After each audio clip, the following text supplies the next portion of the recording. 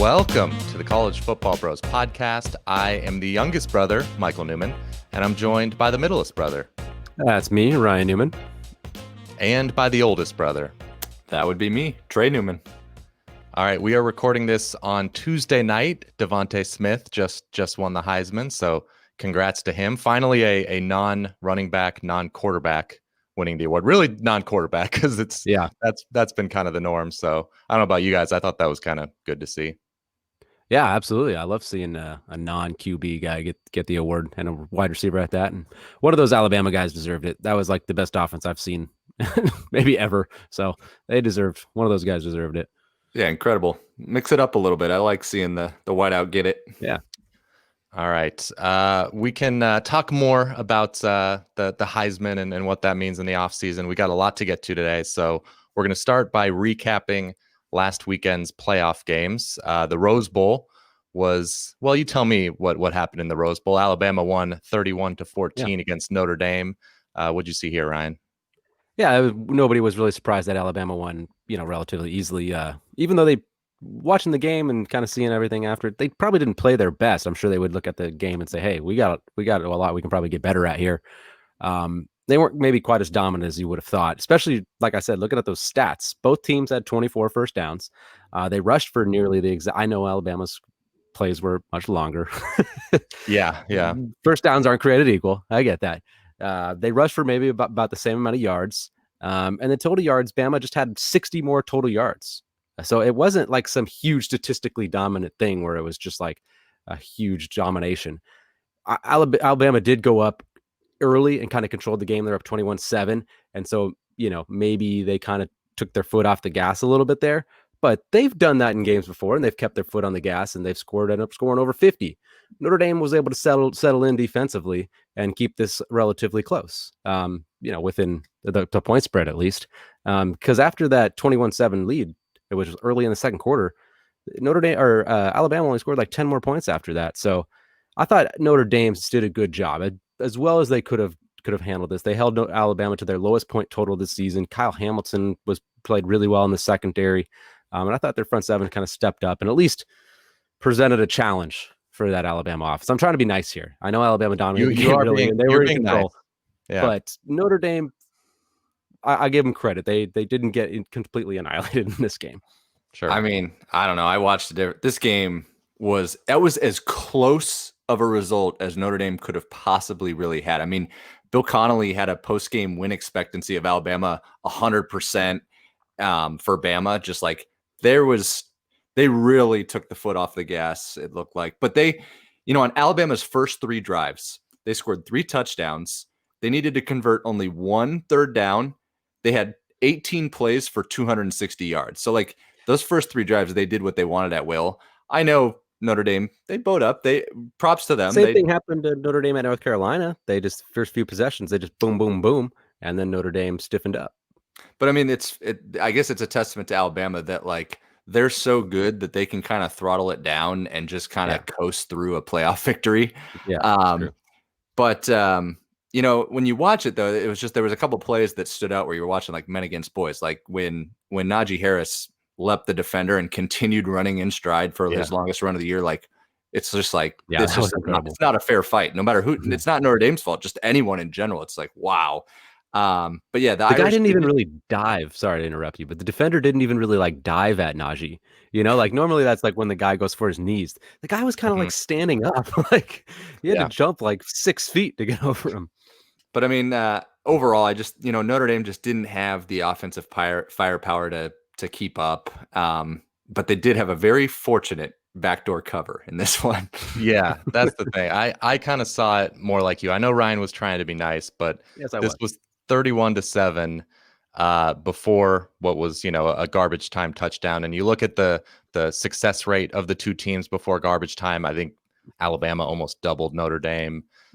So yeah, I saw this as basically a blowout almost everywhere but the scoreboard. I mean, even 17 points, it's still a very easy victory.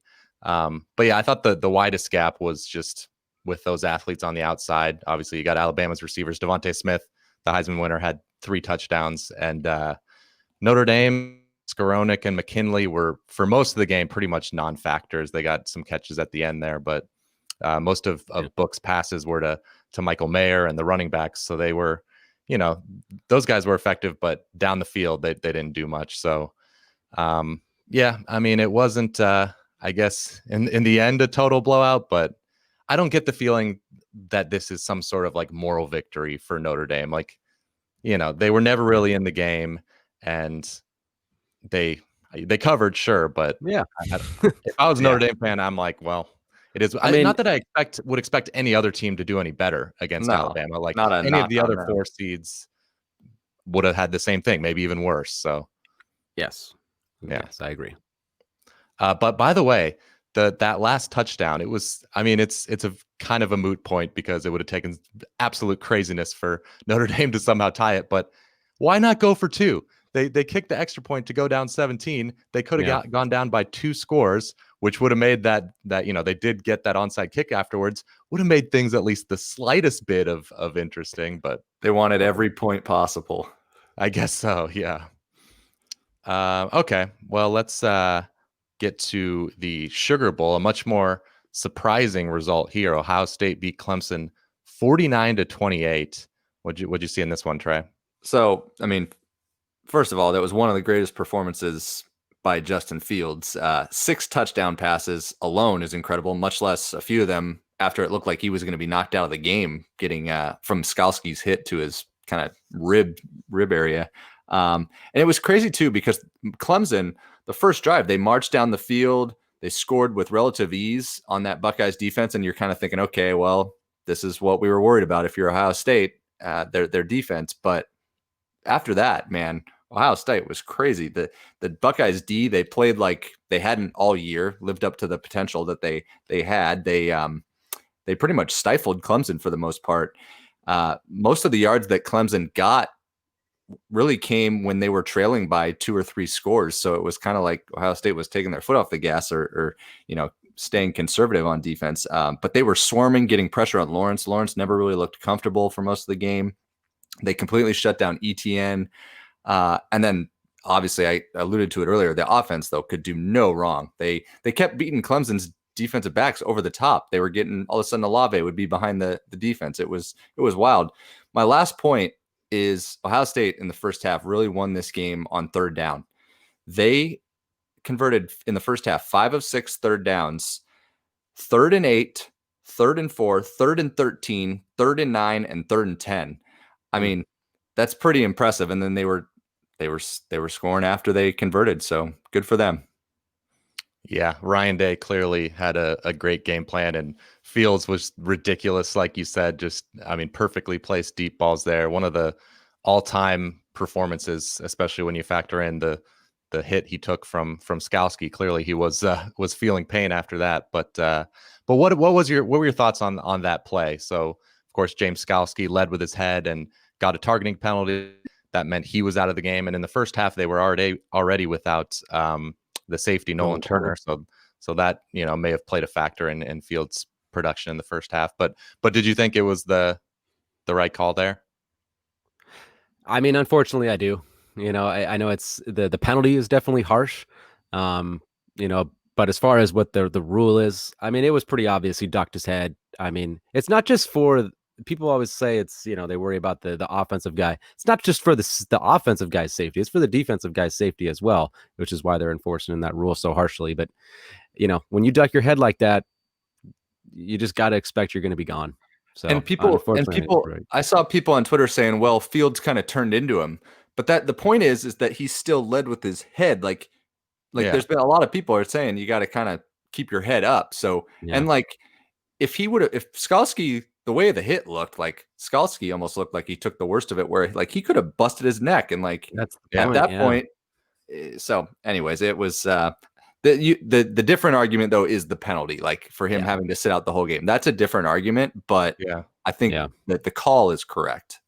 Yeah, obviously, the call clearly, as the rule is written, is correct. And this is something we can get into in the offseason because it's maybe not super relevant right now. But I mean, it does stand to reason that the harsher the penalty, in this case, an ejection, the less likely they are to do it. Yeah. The less likely they are to do it. And especially when it was an intentional act, like this, at least, he could have not led with his head there. And when it's trying to protect players from getting seriously hurt, then that's, I'm okay with a harsh penalty, but I think maybe at least the one way to improve it was just not have them have to sit out at least the next portion of the next game. You know what I mean? Like that one's always okay. If you get out in the beginning of the second half of one game, then you have to sit out the first half of the following game. I think that one to me is a little like, really, the next full game, a week later, you're going to penalty. I don't know. To me, right. I would maybe change that a little bit, but for the offseason. Well, anyway, yeah, exactly. Back to the game. So other than Justin Fields' amazing performance, I thought the biggest difference in the game was the trenches. Like Ohio State was, of course, opening up big holes for Trey Sermon. He's having his Ezekiel Elliott moment here at the end of the season, just putting up huge numbers. And like you said, they bottled up ETN and got pressure on Lawrence on the other side. So Ohio State was better on the offensive and defensive lines. That's what's kind of surprised me. I mean, I didn't think Clemson or Ohio State would maybe get dominated, but I did think Clemson was going to be the better team in the trenches, especially maybe on their defensive line. But Ohio State was they were nails. It was impressive. This was we hadn't seen Ohio State play this dominant, of course, the entire season. But they picked the best time to play their best football. And Justin Fields, we kind of saw him last year. Obviously he was incredible, and he was playing kind of like this almost all last year.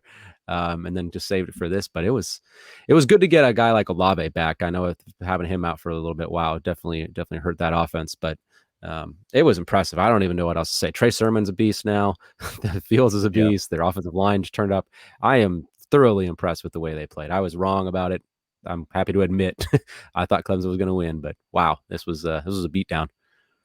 And in Clemson's defense as well, they started out well on offense with maybe those scripted plays that Tony Elliott, the offensive coordinator, had a hand in, and he was out this game due to COVID. So maybe them not being able to make adjustments later in the game, that could have been because he was gone. Who knows? Maybe, but like Venables had no answer on defense. Yeah, exactly. Yeah, I don't know. I'm not sure what the defense could have been 49-42 instead of 49-28. Yeah, maybe. All right. Well, let's look ahead now. So we recap the semifinals. Let's get to the CFP Championship. Of course, we've got Ohio State and Alabama. Crimson Tide are favored 8, and this game's being played in Miami. And just a quick note here, like I said, we're recording this Tuesday night, and Tuesday was a pretty eventful day on Twitter because AL.com reported that COVID issues at Ohio State were threatening to push the game back a week. Since then, Ohio State Athletic Director Gene Smith has come out. Everyone's come out and said, as of right now, we're on track to play as scheduled on the 11th. So we'll see. But any thoughts on the Twitter craziness today? I mean, I'm leaving it up to the schools to decide what's best for them. It's not up to us to kind of put any opinions on that. It's just kind of, hey, what the schools say, it's for the best safety of the kids, and that's what we got to go with. Yeah, we don't really have much information, but didn't stop a nice tweet from Nick Saban's daughter about ouch. Yeah, I can't imagine Dad was too happy with that. No, I can't imagine he was either. Strong take. Very strong take. But she wasn't the only one. There were a lot of strong takes fired on Twitter. All right, well, let's get to the game. So I'm expecting a very high scoring game. That's not a hot take. The total is 75.5. And even though Ohio State's pass defense in that first half ended up playing well against Clemson, I think even Ohio State fans in this game are not expecting to slow down, Mac Jones and that passing offense too much. So I think their best hope is to try and get pressure on Mac Jones. Not many teams, or really anybody, has been able to do that this year, but Ohio State is first in the country in pressure rate. So they might stand a chance there. Their defensive line, Haskell Garrett, Tommy Togiai on the inside, playing super well, Cooper on the outside, and hopefully Zach Harrison is back. I haven't heard any news there, but that would certainly help. So that's the hope for Ohio State to slow down Bama. Other side of the ball, Justin Fields needs to have a near repeat performance of last week. We said heading into the playoff that Alabama's defense is really good, but great offenses can have success against them. Ole Miss did it through the air and on the ground. Florida did it through the air. So Ohio State's certainly capable, but ultimately I just think Alabama's better, a little bit better on both sides of the ball and more consistent offensively. So I can trust that they're going to put forth a great offensive effort. Ohio State might, but I think I'm less certain. Yeah, that's kind of the thing. We saw one huge game, from Ohio State, just the last game. Before that, it was you weren't quite sure what you were going to get. That's what kind of makes you a little reluctant. Even though, I do, after that one game, it's like, wow, that was really darn impressive. And it's hard not to think that they're going to kind of replicate at least a little bit of that, keeping that momentum, especially just the way Fields played. If Fields is there and he's healthy, he's gonna have a monster game. And I think also another key, like Michael, you kind of brought up, can Ohio State, can they at least make Alabama one-dimensional? Can they take away something? Can they take Najee Harris away on the ground? Is that front four, that front seven going to be tough enough to kind of withstand, obviously, that great Alabama offensive line and hold Najee Harris in check? That way the secondary can kind of just focus on their elite receivers. Because teams so far this year, it's pick your poison. They haven't been able to do it either. I think what you said, the pressure rate from Ohio State, their front four, if they're able to get at least a little bit of pressure on Mac Jones, that'll kind of free up that secondary a little bit. And, they did give up quite a few yards to Clemson, but it came kind of later in the game. So, but like you said, I think this is going to be such a high-powered game. There's going to be a ton of passes thrown, ton of points scored. Whichever kind of team avoids the big mistakes is going to be a huge one, because they're both going to move the ball very well, I think. It's just a matter of who avoids that turnover, who avoids the crucial penalty that's going to set them back, who plays a clean game. I think will be a large part here.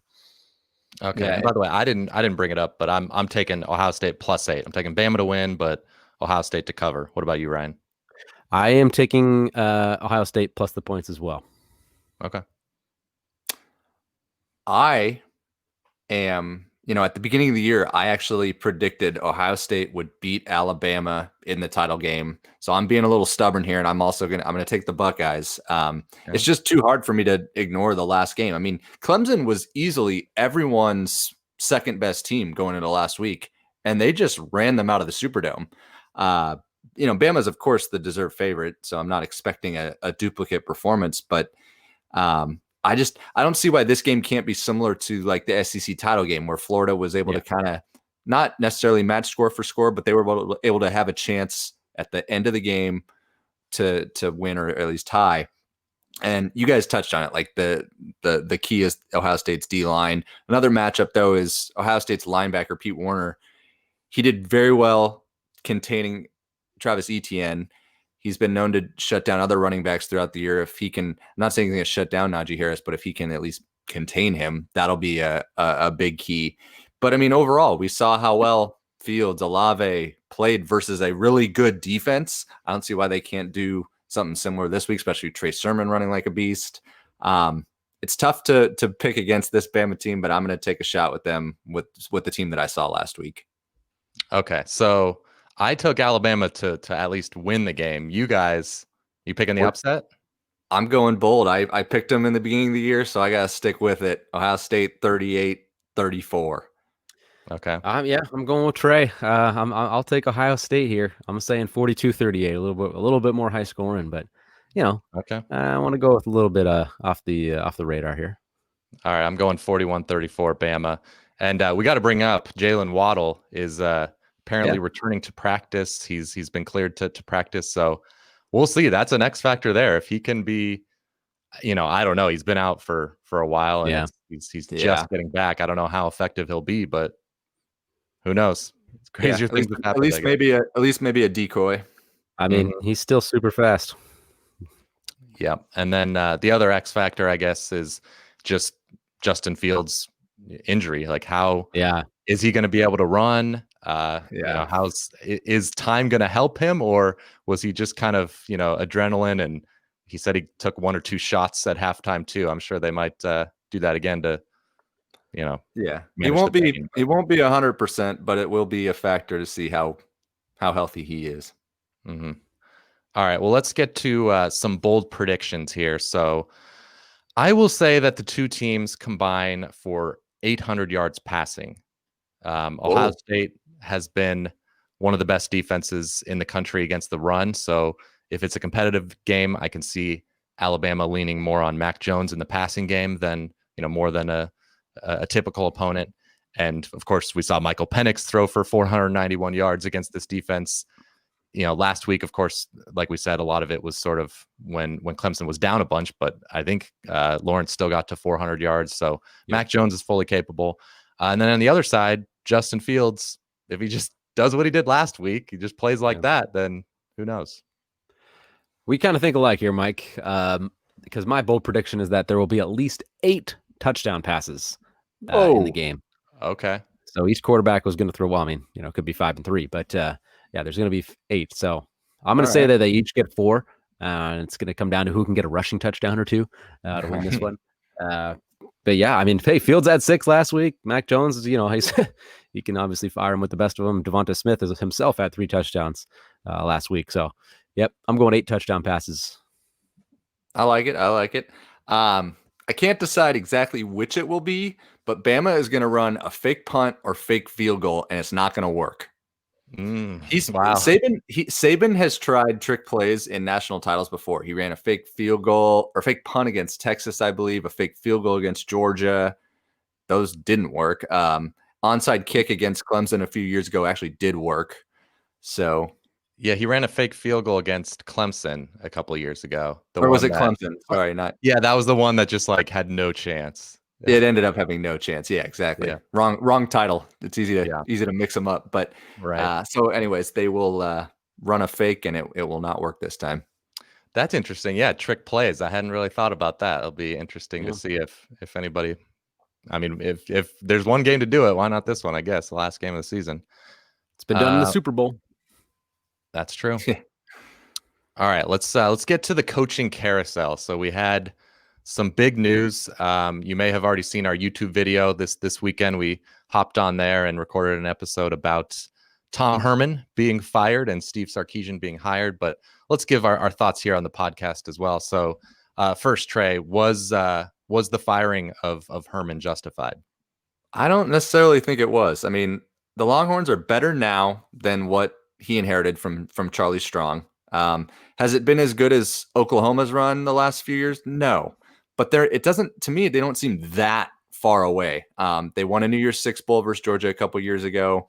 This year, they went 7-3. Their 3 losses were microscopic. A fumble to TCU, 4 overtimes to Oklahoma, missed a field goal with Dicker the kicker against Iowa State. I know they were fortunate in a couple of their wins. But say they beat Oklahoma in 4 overtimes, they're 8-2, might have been a New Year's Six Bowl. We're not having this conversation, I would think, at this point. So the narrative really changed, based on a couple possessions. And my last point is they've had, top 10 recruiting classes the last few years. Top recruits like Bijan Robinson this past year broke out. Players from these classes are just getting going. So I think, I would have given him at least one more year. Yeah, I feel like the time it's gone on here, the more I'm thinking I'm okay with him getting fired. I've been not totally on the fence. I saw both sides of the argument and it was fine with me either way. And it really still is. But, they were a few plays away from having a great season, but they're also a few plays away from having a pretty horrible season. Totally. When you can consider comparing them to Alabama, comparing them to Ohio State, they're not even close. They're so far away, and that's just not, okay at Texas, of course. And from everything that you've heard about Herman, he didn't necessarily, rub everybody the right way down in Austin. That's a good point.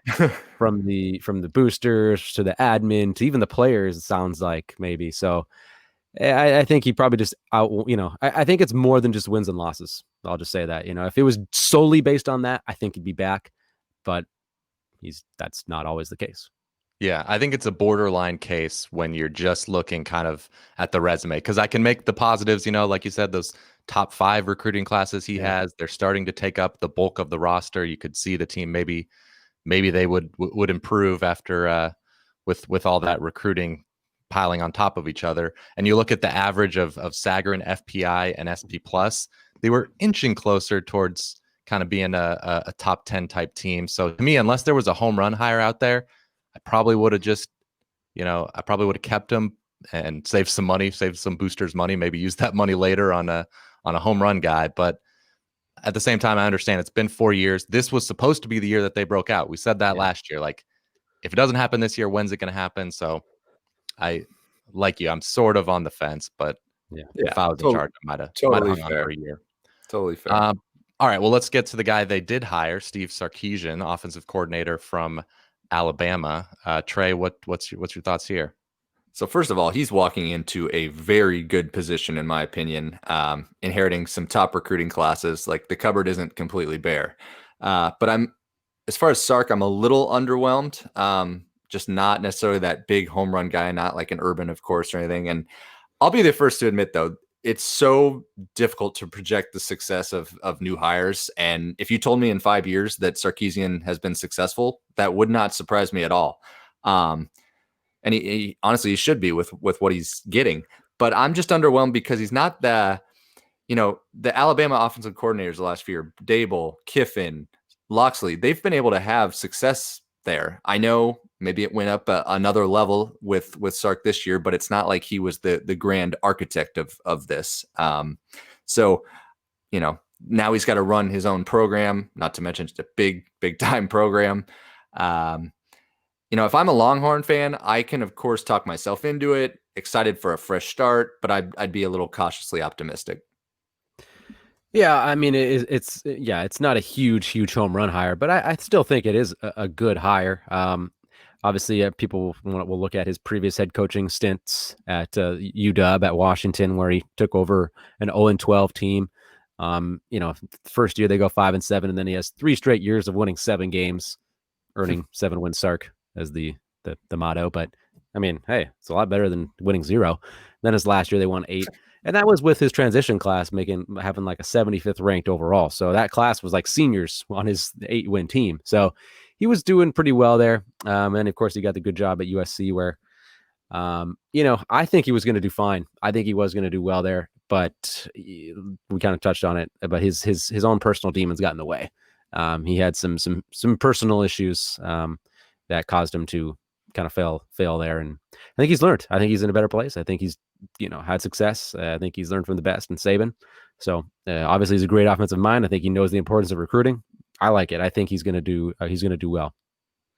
That's the part I like about it is the recruiting. Like he's known as a very good recruiter. He places a lot of importance on it. I'm sure he's going to hire a staff that recruits really well. So if you focus on recruiting at Texas, then, I mean, just like Herman, you're going to pull in some top 5 classes. Obviously, we've seen, though, that doesn't guarantee success. So I kind of lean more towards Trey, as in, it's a fine hire. Could work out for sure, but at a top 5 job like Texas, I think it's far from a home run. And by the way, Sam Ehlinger announced that he's going pro. No surprise there. So they'll be turning the page on that. Let's get to one more firing here. We've got Marshall firing longtime head coach Doc Holliday after going 7-3 this year. What any thoughts on that one? I don't know. It's weird. It seems a little odd. I mean, they just I know they lost their last 3 games. They were sitting at 7-0, so they certainly didn't finish the season well. And the last 3 games, the offense just like completely disappeared. But they did have a freshman quarterback, and their defense was incredibly good. So it's a little surprising, especially the last 3 years. They were 16-5 in the conference, which, I mean, that's pretty good no matter who you are. Easily the best in their division. Yeah. It's so there, and he was 6-2 in bowl games in his career there. I don't know. I'm not sure if there's something else going on here, or whether he was just kind of ready to move on or something. It's weird. If it's just truly they fired him and like that was it, that's just odd to me. It's very odd. Apparently, the governor of West Virginia, Jim Justice, a billionaire alum, played a role in forcing this move, and he had been trying apparently for years to do this. So I think that's kind of the impetus for this happening, because to me it just doesn't make sense. He took over a program that had been mediocre for several years. He brought them up he won 3 straight double-digit win seasons. He had 3 straight seasons double-digit wins. Yeah, they were like 12-1 or 13-1 one year. I mean, it's like and they've come down slightly from that the last few years, but like you said, best record in their division the last 3 years. Conference the last 3 years, they haven't come down that much. Yeah, and I I understand Marshall fans are frustrated by, some of the lot, like the Rice loss this year, of course, was inexplicable, and there's been some losses like that, but I don't know. I just think Holiday has done a really good job overall and didn't seem to be slowing down. Like you said, he's got a freshman quarterback, and they had overall a good season. And like, how many times has it ever happened where the conference coach of the year gets the axe? He was just like, and he had 85 wins in 11 years. Like, that's sustained success. That's not just like a few years here and there. They finished first or second in their division 7 of his 11 years. They were always relevant. And then Ryan, you kind of alluded to it. Like, their future seems pretty bright. Like a young quarterback, Grant Wells, that we all like. I know it went off the rails at the very end, but he was only a freshman. And then they had a great defense. Like, what more could they ask for at Marshall? I don't know. I mean, all I can say is I've seen comments from Marshall fans, like on the articles and on YouTube and stuff, that they seem to be a little bit frustrated with Holiday. Like, so, which seems weird to me, but I don't know. We'll see. They want to be like Boise.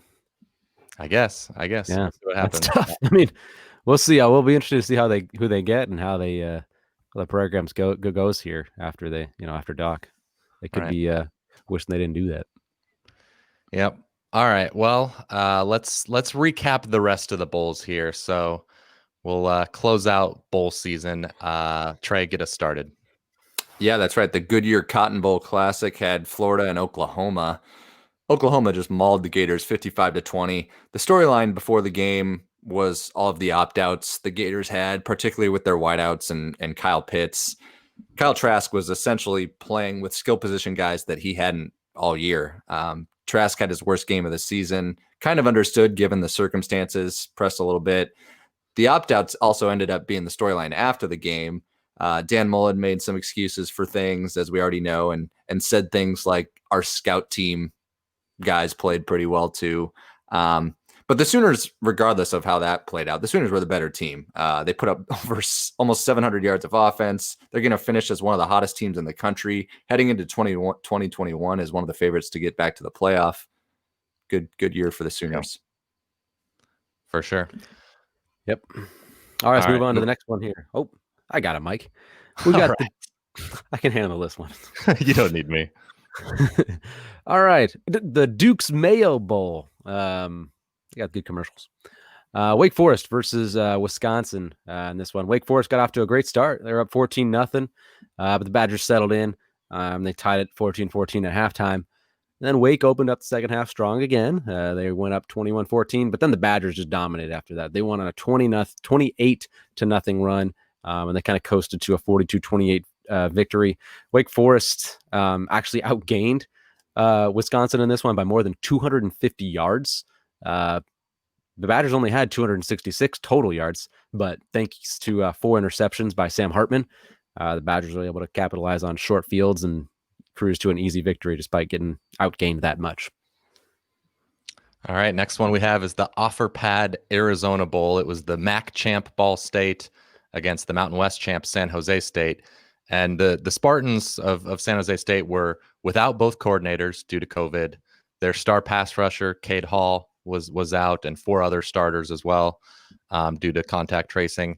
And on the first play from scrimmage, they lost their star tight end, Derek Deese, to an injury. So they definitely were shorthanded, but not quite enough to explain what happened in this game. It was 27-0 Ball State in the first quarter. Just insane, especially because San Jose State was favored in the game. Nick Starkel threw 3 picks. He was bad. And Drew Plitt led Ball State to a 34-13 win. Crazy. The Lockheed Martin Armed Forces Bowl. If you told me it was Tulsa and Mississippi State, if you told me that Tulsa would dominate in almost every category and hold Will Rogers to a season low 148 yards passing, I'd have put a good amount of money down on Tulsa, but it's not how it played out. Leach's boys found a way. They had a 90-yard pick six. They had good field position from their kickoff returns by Tulu Griffin. The game ends up being remembered, though, because of a little brouhaha at the end.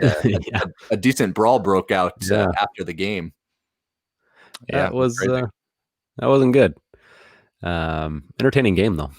All right, let's go to the AutoZone Liberty Bowl, West Virginia and Army. This was a good game. Army had a 21-10 lead in the third quarter. But that's when the savior came in, the backup quarterback for West Virginia, the former starter, the former OU transfer, Austin Kendall. He kind of saved the day. He led 2 touchdown drives for West Virginia, and then pulled ahead 24-21 and hung on for the win. So good kind of redemption for him. He kind of struggled a little bit as his started last year for them, and Jarrett Doege took over for him. But now West Virginia went 6-4. That's a pretty darn solid year, second year for Neil Brown. Yeah, not bad. So let's get to the Chick-fil-A Peach Bowl. We had Georgia against Cincinnati, and both teams were without key players. At first, we thought it would just be Georgia. I think they were down 6 starters or so, but Cincinnati had 2 key pieces out in the secondary that sat out. So both not quite 100%, but JT Daniels once again had a great game. He did throw a pick, but 392 yards passing on over 10 yards per attempt is really good against Cincinnati. Kirby Smart did try to blow this one at the end. So Georgia was down 2 with 3 minutes left. They were at their own 43 with a 4th and 3, and he punted. And not only did he punt, which whatever you could maybe argue, but he called a timeout before the punt. It's just which was the worst. You'd rather take a delay of game there. Like, it's just unbelievable. So anyway, luckily though, I mean, so because of that, Cincinnati had a chance. They had a 3rd and 2 that if they converted, they won. They could have just knelt it out. They didn't convert it, forced to punt it away, and Georgia ended up getting into field goal range in time to hit a 53-yard field goal to win 24-21. Well, they took the lead 22-21, and then the last play of the game, Cincinnati got a safety. So now you mentioned Kirby Smart was all obviously dumb for calling the timeout and not doing the delay game, but Luke Fickell, they had that 3rd and 2, 2 minutes to go. Georgia has no timeouts with only 2 yards. They ended up passing it. It was incomplete. Mm-hmm. And as it turns out, hindsight 2020, Georgia needed every second to end up kicking that field goal. With 2 yards, you think if you run it, you still have a decent chance of getting it. And at worst case, you're going to run 30 more seconds off the clock. But whatever. Yeah, hindsight's 2020. Interesting call. That one I wouldn't quite go berserk over, No, but it was like a minute, then they did that. Okay, then we're just like, what are you doing? Which we've seen happen before. Yep. But all right. So on to the next one. We got the Verbo Citrus Bowl, Auburn against Northwestern. Northwestern won this 35-19. Where was this Northwestern offense most of the year? I know Auburn wasn't fully cranked up, of course, but Northwestern still put up over 450 yards of offense. Peyton Ramsey threw for 291, 3 scores, looked great. Auburn was down 14-0, made it 14-13 in the 3rd, but then the Wildcats pulled away, 21 unanswered. Just watching Auburn's offense, it looks so difficult for them to move the ball and score. But a final hat tip to defensive coordinator Mike Hankwitz, retiring after 51 years coaching, crazy, including 400 victories, led a great defense this year. I am not sad to see him go. As a Nebraska fan. Yeah, as a Nebraska fan. He's been good. All right, let's go to the Capital One Orange Bowl here. We had Texas A&M versus North Carolina. It was a back and forth game the whole way. Really, it was a 1-score game the entire way until A&M's final touchdown that put them up 41-27. But overall, the Aggies, they ran the ball well. They rushed for 225 yards. They didn't turn the ball over. Mond was solid. In North Carolina, you could tell they were definitely missing those playmakers that decided to sit out, their running backs and wide receiver. That was definitely a big factor in the game. If they had those guys, who knows? They might have won, but it would have been close. But overall, I mean, you got to be really pleased if you're an Aggie fan. I mean, you win the Orange Bowl, you go 9-1. I don't think anybody could have imagined a better year for them. So that was good. Even North Carolina, even though they lost this game, you're feeling really darn good about the future of your program too. So great game, and both teams come out feeling probably pretty good about themselves overall. Agreed. Yeah, both good seasons. Both probably going to be highly ranked headed into next year. Let's get to the PlayStation Fiesta Bowl. We got Oregon versus Iowa State. Matt Campbell and the Cyclones got the 34-17 win to cap off one of the best seasons in school history. And the biggest difference in this game was turnovers. Oregon, they actually outgained Iowa State on a per play basis, but turned it over 4 times, and they were also 0 for 7 on 3rd and 4th downs. So when it really counted, couldn't convert. Yeah. Tyler Shuck was, and Anthony Brown kind of rotated in and out at quarterback. So there could be a battle there headed into 2021. As for Iowa State, Brock Purdy announced he's coming back. Breece Hall, of course, just a true sophomore, so he'll be back. They're going to be, they've got a chance, I would think, to be like a preseason top 10 team headed into next year. We'll have to see what the rest of returning production, but yeah, especially with people very aware of Matt Campbell and his prowess. Yeah, for sure. But with those two guys, you're going to be pretty good. All right, my last one is the Outback Bowl. Ole Miss against Indiana. Ole Miss actually pulled off the upset as about an 8-point underdog. They won 26-20.